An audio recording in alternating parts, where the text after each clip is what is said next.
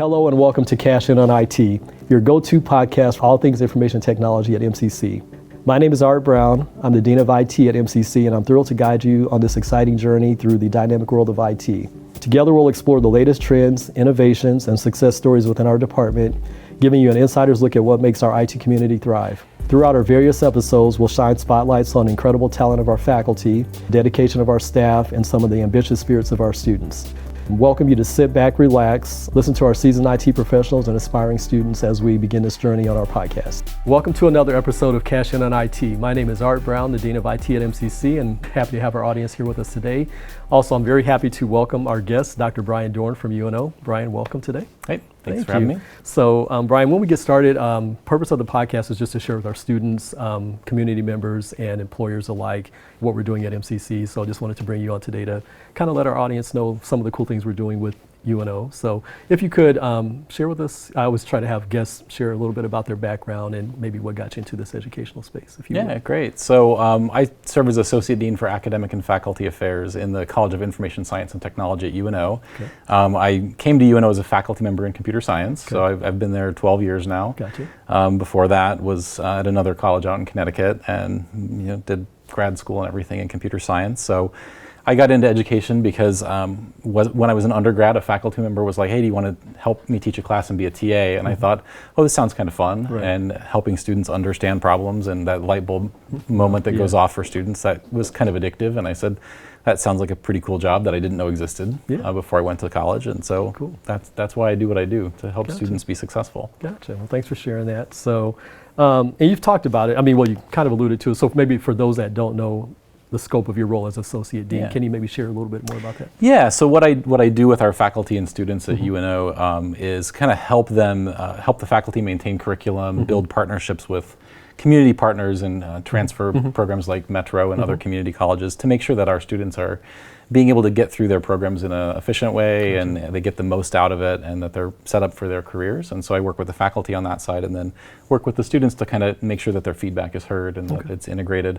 So I oversee our advising team in conjunction with our Assistant Dean for Student Success and kind of make sure that our students' needs are met and they're doing that. And so our college has 5 undergraduate majors, so computer science, management information systems, applied computing and informatics, bioinformatics, and cybersecurity. So those are the undergrad programs that I kind of oversee. Perfect. Okay, and I'll be asking you more about those here in just a moment. So, so let me ask you this question: how there's a lot of competition out in the post-secondary education space. What can you say, kind of maybe an elevator speech for some of our listeners, students?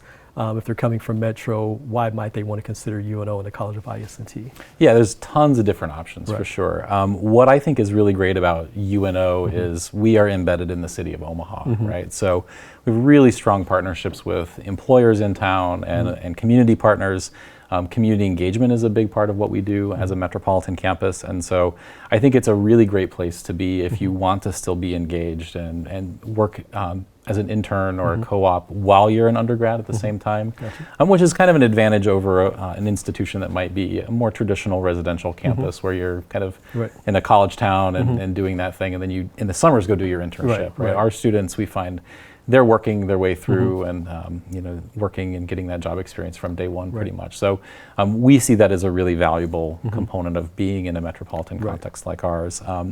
I also think that UNO is great because it's kind of that nice in-between size, right? We're not so big that you get lost as a student. Your classes aren't 400 students sitting in a lecture learning about coding, but we're also not so small that you don't have the opportunities that a larger institution provides. So it's kind of that nice medium-sized institution. Right. And the cool thing I think about UNO is that, you still have the residence option for the students. Absolutely. That do. Can you, ballpark, like, for the students in the College of IS&T, do you know percentages roughly that are resident students or? Oh gosh, that's a good question. I would estimate, so we have about 1,200 undergraduate students majoring in those 5 computing majors. I would guess that maybe 20% are residential, something like that, and then the rest are either living at home or living, in apartments nearby, that kind of thing. So, we have more and more housing being built on campus, but it takes time. It takes a little bit of time, and over a decade Yeah. ago, the amount of housing was even less. No, I And know, So yeah, it's been really fun to see campus Yeah. go from being more of a traditional commuter kind Yeah. of metropolitan campus Yeah. to have more residential It's a life. very, very cool campus. Yeah, I'm Yep. down in the Exarban Village area all the time, so Yeah. very cool.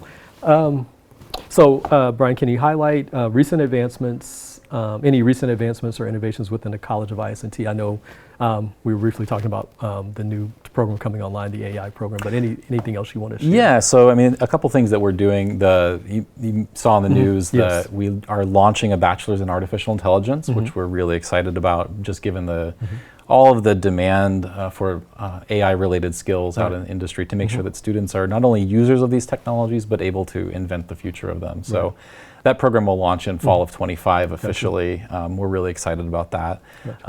Other great stuff that's happening, our bachelor's degree that used to be called IT Innovation was recently redesigned in applied computing and informatics as a way to give students a lot of flexibility to connect computing to any other domain on campus. So that a program has lots of flexibility in the curriculum, makes it really easy to sort of say, I'm interested in music and computing, or I'm interested in psychology and computing, or art and computing, and we can make it work and get your program done in an efficient manner. cool. So that's really exciting. There's a lot of other great stuff happening with career readiness. So our dean launched a program called Learn and Earn about 3 years ago now. Okay. And so what Learn and Earn is all about is making sure that all of our students have the opportunity to get paid internships before they graduate in IT, and it begins in the first year. So as a first year student, they take a seminar course, which not only exposes them to college success kind of skills and the various resources that we have on campus, but it also puts them out in industry in job shadowing opportunities with at least 3 different companies throughout the course of their first semester. So they come back saying, I learned about a user experience design position. This is the coolest job I didn't even know existed. Now what do I do to study that? Or I learned about a QA tester or DevOps engineer. Very cool. And so it's exposing them to career opportunities in Omaha, which they might not think of, IT jobs in Omaha, but there are tons of them. There are, And then thinking a little bit about like, well, what do these different career roles within the IT space look like? And so we're really excited that that's got a lot of traction. Students have been really excited about that, and the hope is that gets them thinking about their internship possibilities and career placement really much earlier in their career than where they would have traditionally done that before. Yeah, very cool. Some great stuff going on at UNO.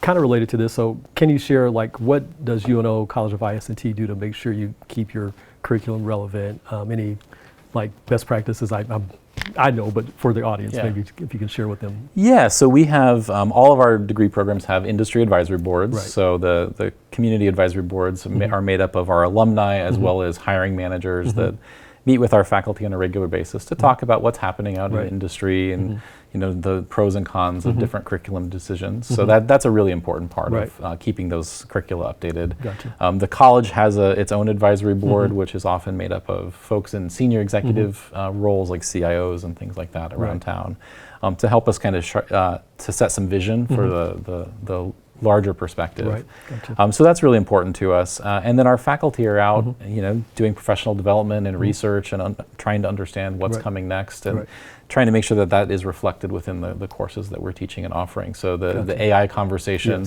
the faculty have been talking about an AI program for a while, and then I think ChatGPT got Burst on the scene, a ton of news, and then gasoline got poured on that fire, and they said, we have to do this right now. This is the time to do it. Right. And so that's the kind of stuff. I mean, they're listening, they're seeing what's out there in industry, and, Cool. and making sure that we're providing those opportunities that are relevant for Sounds students. good. Yeah, and for our audience, I mean, I think we know because we're in the space, but conceptualizing curriculum, there's a process with higher education, so it's a grind and it takes a little bit of time to get those things off the ground. So, thank you for sharing that. So this is probably my biggest question I wanted to talk about today. So partnerships and collaboration, we've been doing some really cool things, I think, with MCC and UNO. So I don't want to steal your thunder. I want you to share with the audience, if I'm a student at MCC or listening and thinking about where do I start? If I start at Metro to UNO, let's talk, if you could talk about. Yeah, absolutely. Yeah, go ahead. Yeah, so the partnership with MCC has been absolutely fantastic. Right. And so our goal is to just make sure that if a student is trying to come from MCC to UNO, we want that to be as seamless as possible. Right. We want to make sure that they're able to continue their pathway towards that IT job and those career skills. And so what we've been working on is this new framing of how those transfer agreements work called guided pathways. Right. And so the idea is it provides an advising guide for students while they're at MCC to take the classes that are going to maximize credit transfer and applicability towards their bachelor's degree when they get to UNO. Right. This has been happening across a lot of degree programs between MCC and UNO, but I'm really excited about the ones that we've been working on together in the IT space. So as of today, we've got guided pathway documents from into computer science as a bachelor's program, into management information systems, and into cybersecurity, which is a new one that we're launching this fall.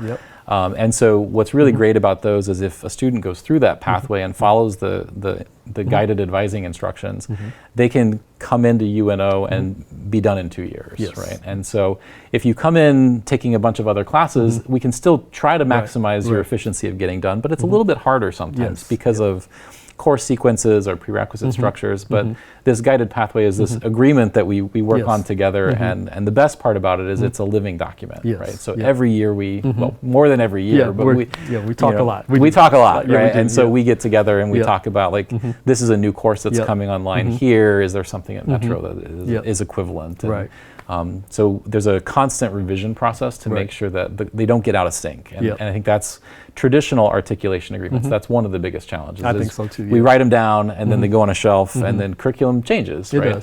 Like we were talking about. And so the guided pathway incentivizes us to be in constant communication and just make sure that that's going to be really the best possible outcome for students coming through. So I've seen the benefit of this in the last 2 years since we launched the first 2 guided pathways. That students who followed them, they come in and all their credits are transferring in the right place, and you're like, gosh, it's so much more convenient for students, and it's easy for them to see how I'm going to get done in 2 years and follow that path. So it simplifies the advising and the admission process.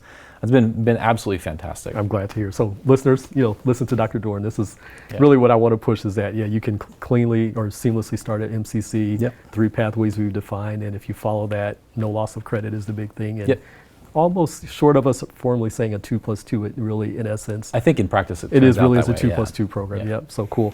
And we'll be working on one in that artificial intelligence program before too long. Gotcha. So I'm excited about that too. And I'll just anecdotally, you've shared with me, Brian, I know to the extent you're comfortable sharing, the quality and caliber of hopefully how we're preparing our students to come into UNO, if you can maybe share with the audience. Yeah, so a very large number of the IS&T students that we see in those undergraduate programs have at least some credits from MCC. So it's something over 25% of our students have taken at least a few classes at MCC and come in as a transfer. So there are students, right? They're just as successful as any other student who's starting directly with us. Or if they take a few MCC classes while in high school and then bring those credits over, we have found that they're just as well prepared as if they had come to us on day one. So I think and if we had seen that there was a gap somewhere, we would be in discussion about it, right? And so I think that's one of the nice things about the regular partnership between UNO and MCC is that, we're looking for those pain points and trying to smooth that out for students. And I think that point is so critical, especially for the audience, that I really pride ourselves that we have a really good regular communication process. I think that's really huge in the success of that, the transfer process that we've been working through. So that was kind of a leading question, because my other question is, you and I, you probably remember, I hang on every word you say. So you mentioned in one of our previous conversations that maybe just sharing with the audience your philosophy on, I don't know if it's necessarily philosophy, but maybe differentiating between a CS, someone that comes in that says, I might be interested in pursuing a degree in computer science, versus MIS, and maybe your take on this with the audience, like if I'm that prospective student, what would you recommend based on what the industry's doing right now, if you have any input on that? Yeah, and so I think it is a little bit different. We have students that come to UNO and they say, I want to do something in computing, and I've heard the word computer science, and so they write that down on the admission form.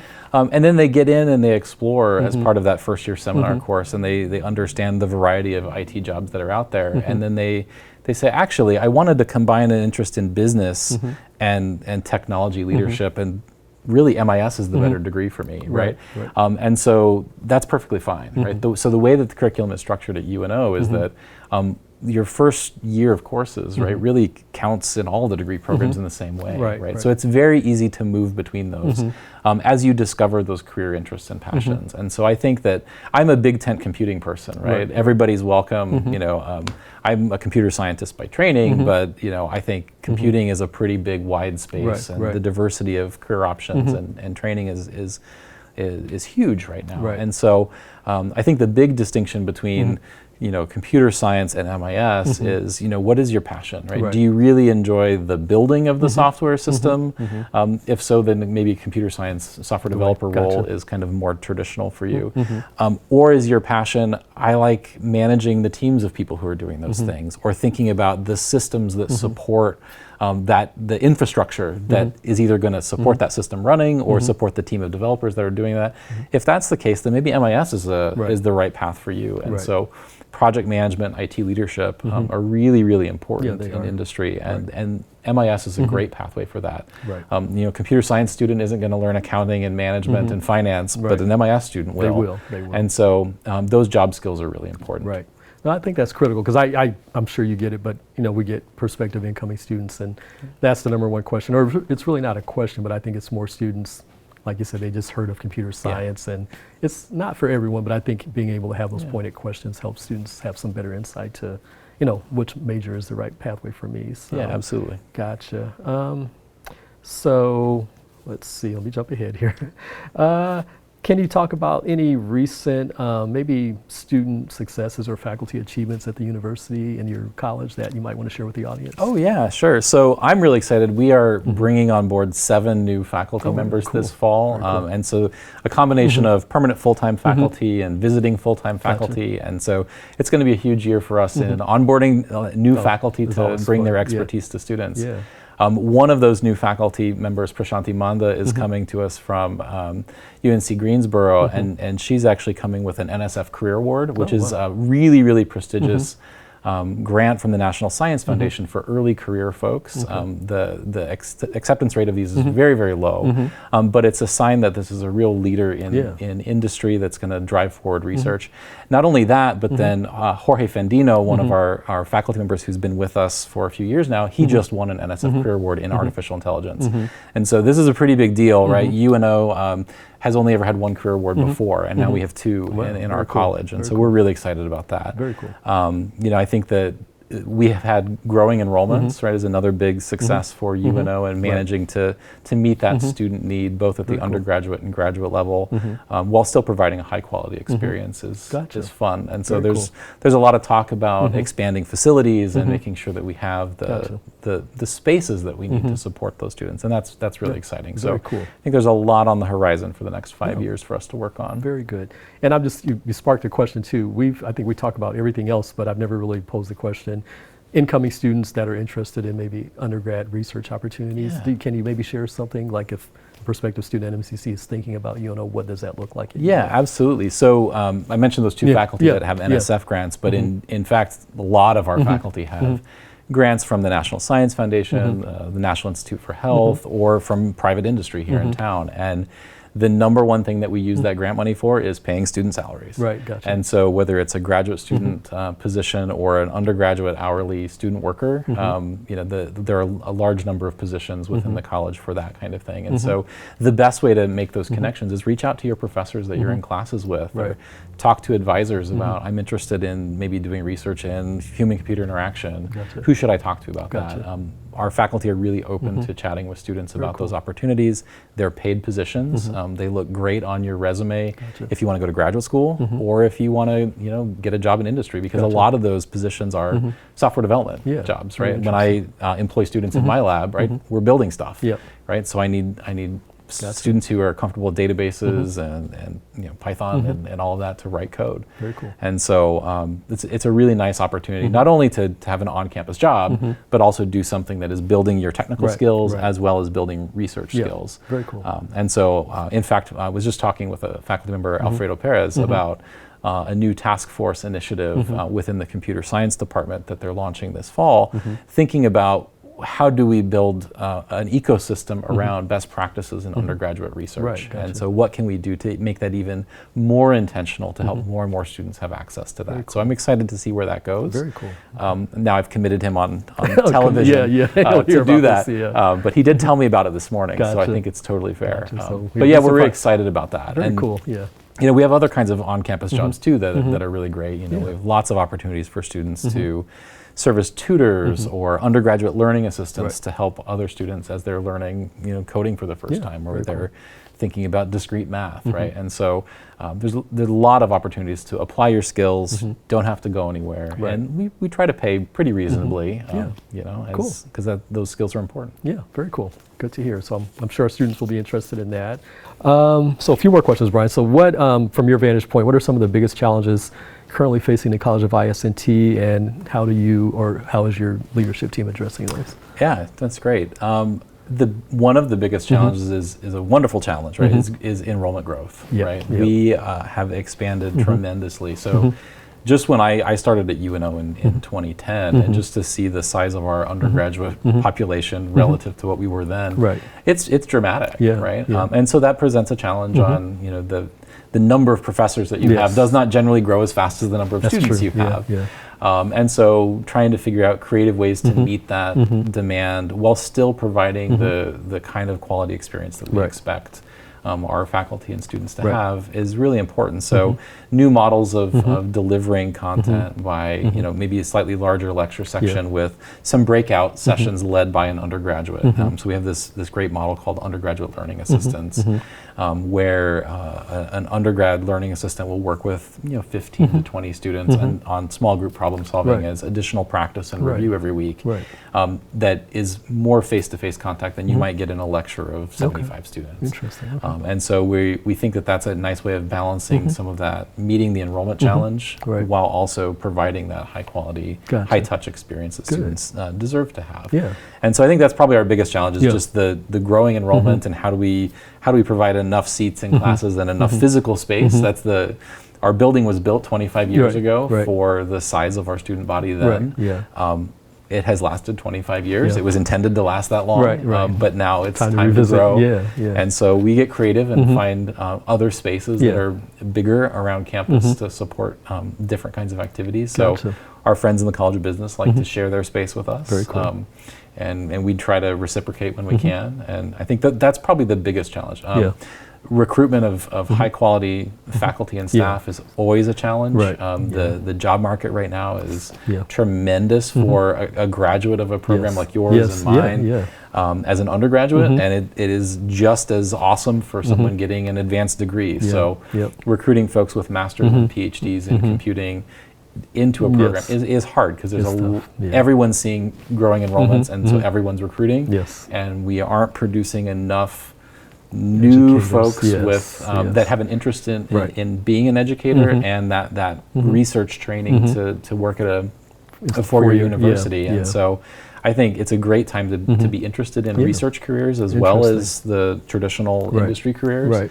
And in many cases, you can go do that and it's completely free. You go into a PhD program and don't pay a dime, right? It's often a fully funded kind of position, and so it's a wonderful career pathway as well. And we need more folks joining the academy and saying, I have a passion for helping the next generation. And so that is a challenge, I think, for us at UNO, but also as a field. I'm sure you're feeling this too. We have the same pains in both areas.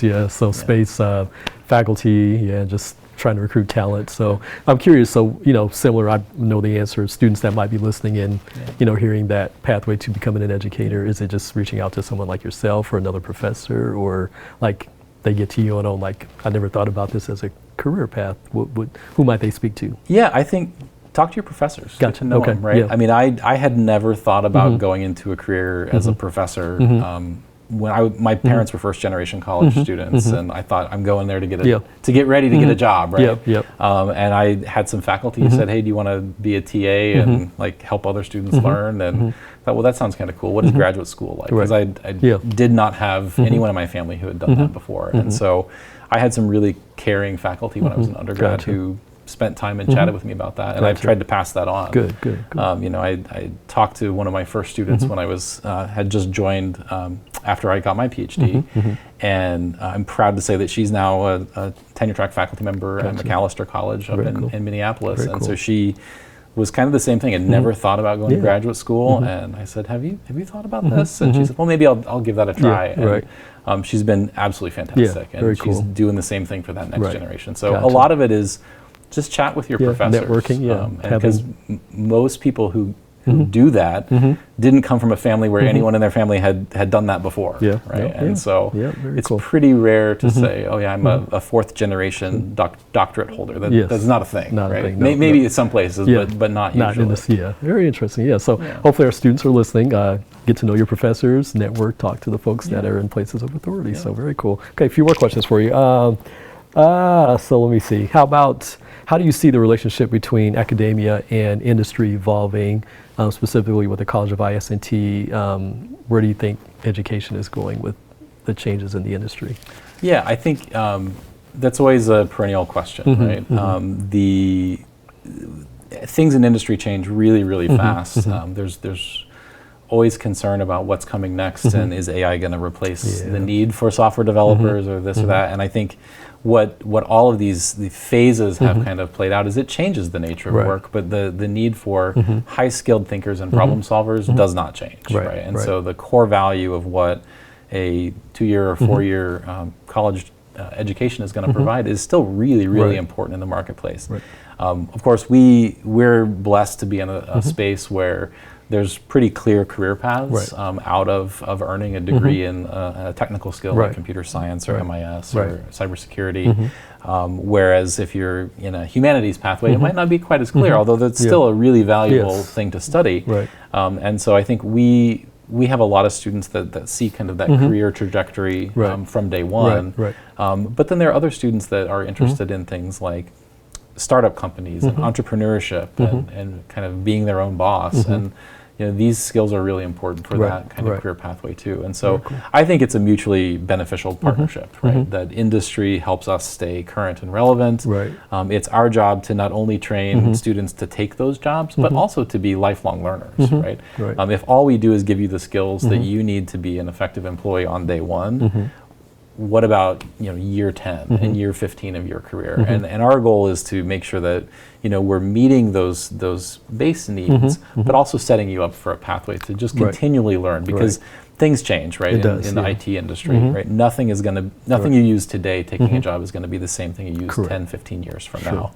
But the core problem solving skills, those things are transferable. And so I think it's a little bit of a virtuous cycle, that engagement with industry, but I also think that we each have a role in that. So there's on-the-job training can get you so far, but in order to have those bigger problem-solving skills and in thinking about systems and how do we lead organizations, I think a university degree is still pretty helpful for that. Yeah, I agree. And so I'm reluctant to ask this question because I feel like you've just answered it, but I'm sure you get it. We hear in the media the questioning of the value of post-secondary education. I feel like you've addressed those, but anything else you want to maybe add on top of what you've already said? Because I think you clearly answered it, but I think the statistics still show that the biggest return on investment anyone can make in terms of their long-term earning potential and kind of how it changes their future pathway in life is earning a bachelor's degree, right? And a 2-year program at Metro is a great way to start, and that gets you pretty far down that pathway too. And I think the post-secondary education is immensely valuable in long-term career success, and setting you up for intergenerational wealth and kind of the transformative power of what you can do. And so you can have a wonderful career in the trades and these other things without a college degree, a 2-year degree, but on the whole, the biggest return on investment is getting a college degree. I think that still holds. It was true 30 years ago. The data shows true that today. Data shows that. No, I agree. Cool. Yeah, I thought the audience needed to hear that. We hear a lot about it in the media. A lot of people are saying those things. But we get the question. I'm sure you all get them too. If you put back and say, well, would you want your kid to go? Do you want your kid not to go to college? And they'll immediately say, I'm not so sure about that. And so I think at the end of the day, the economic data kind of bears out that it's still very important. Gotcha. So I got one last question for you. So looking forward, what are maybe some of your personal goals and maybe Dr. Garcia Muriel's goals for the College of IS&T, if you've spoken about that with her? How do you envision the college's role continuing to evolve, College of IS&T? Any thoughts on that? Yeah, so you referred to our dean, Dr. Garcia Murillo, and so she's been our dean for 3 years in the College of IS&T. I think we strive to continue to be relevant, right, and solving problems that apply computing in areas that serve our community, right? We fundamentally are a metropolitan campus and think that's important, and we need to evolve as the city of Omaha evolves and the region changes here in Nebraska. So I think we will continue to be a global leader and a leader within our region for what it means to provide a high quality metropolitan rooted education in computing, and that means providing research opportunities to work with world-class faculty and engage, but also provide those kind of service learning and community-engaged projects that we know are really, really valuable for students' personal growth as well as their long-term success. And so I think that connection to place is super important. I could summarize with our values, right? The 4 values that our college has is to create community, inspire diverse voices, shape the future, and teach leadership. And I think that is exactly where we're going. Gotcha. Thank you for sharing. So that's all I got for you, Brian. Awesome. So thanks for the opportunity. So I'm thinking about my producers. They're looking at me and saying it shouldn't be a one-way conversation. So I always give our guests, put me on the hot seat. You've been on the hot seat for the last few minutes. Anything you want to ask me? So. Well, what excites you about the direction that MCC is taking and kind of how you've engaged with UNO and kind of the opportunities that we're trying to create for folks? Yeah, no, me personally, I love the partnership. I think it's huge. It instills the value of community, showing that, educational institutions, I believe there's a vast perception that 2-year and 4-year institutions can't or choose not to work together. And I think what we've been doing is evidence that it can be done, meeting each other where we are and just, we produce results. And, you've shared data with me about the transfer results. I think it's huge, and I'm a huge proponent of that. And I think, frankly, we are all funded through taxpayer dollars. It's our obligation to work together for the benefit of our citizens. So I'm a huge proponent of that, and keeping the talent in state, I think, helps to further this mission if we can figure out ways to work better together. So I'm passionate about that. So that's great. Yeah. So anything else you got on me? Awesome. I don't know. What's something that they don't know about you? Oh gosh. Let me see. What is it, Brian? I think the audience. I've got born and raised in Omaha. I think I've shared that before with many people. Married, my wife and I just had 30-year anniversary, so I'm proud of that. Congratulations. Yeah, got 2 adult children. They're doing very well. So doing. That's about a little bit about me. That's awesome.